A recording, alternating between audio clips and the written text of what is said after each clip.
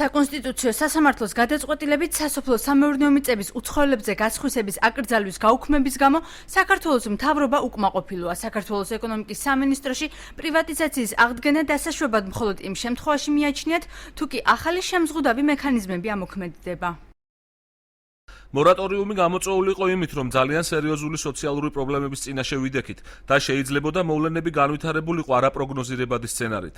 მორატორიუმის შემდეგ ჩვენ შევქმნით ყველანაირი საკანონმდებლო საფუძველი იმისთვის, რომ საკუთრების უფლება არ შეგვეზღუდა კვალიფიციური, კორპორატიული ინვესტორებისთვის, ასევე კომერციული საბანკო სისტემისთვის. ამიტომ მორატორიუმის პრობლემატურობა ჩემი აზრით დღის წესრიგში აღარ იდგა.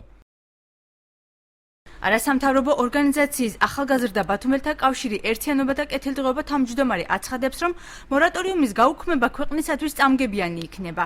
გია სურმანიძე აცხადებს, რომ აუცილებელია სასოფლო სამეურნეო დანიშნულების მიწის მართვის დოკუმენტი შეიქმნას, რომელიც საქართველოს მოქალაქეებისთვის გრძელვადიანი იჯარის პირობებს დაარეგულირებს, რათა მეიჯარის მიერ მიწის არასათანადოდ დამუშავების შემთხვევაში სახელმწიფოს მისი მართვის ბერკეტი გააჩნდეს.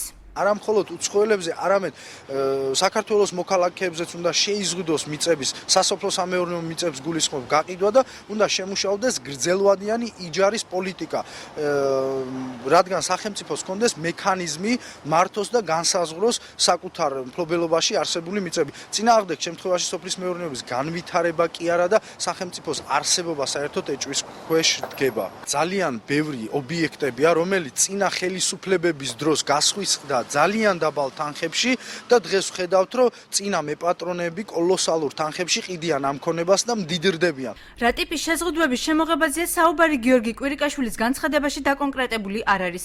ცნობილია მხოლოდ ის, რომ მიწების უცხოელებზე გასხვისების პროცესის განახლებისა და საკონსტიტუციო სასამართლოს გადაწყვეტილების გაბათილების საკითხზე უწყებათა შორისი კომისია 6 ივლისს იმსჯელებს. იმის გამო, რომ საკითხის დაცარეგულირებლად კონკრეტული ნაბიჯები ჯერ არ გადადგმულა, თავიანთ პოზიციას არც უმაღლეს საბჭოს აგრარულ საკითხთა კომისიაში, არც აჭარის სოფლის მეურნეობის სამინისტროში და არც საკონსტიტუციო სასამართლოში აფიქსირებენ.